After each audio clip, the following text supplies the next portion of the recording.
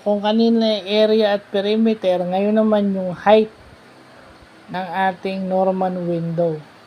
So, yung height is makukuha mo by using the perimeter. Okay? Using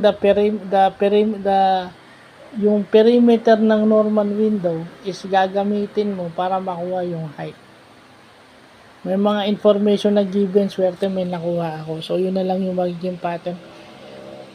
Given yung total area, given yung area ng circle, semicircle, at yung bottom, yung total area niya given din. Kukunin mo na lang yung height. So, yan. Ano lang yun? Algebraic operation lang. Itatranspo yung negative gagawin mong positive.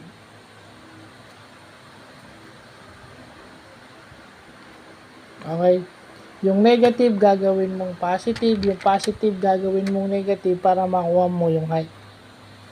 So, yun lang yung simpleng ginawa natin dito. So, next, kung may makikita tayo, height naman ng Norman window. Bago tayo pumunta ng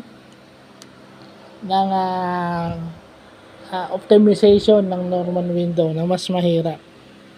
So, yun lang po.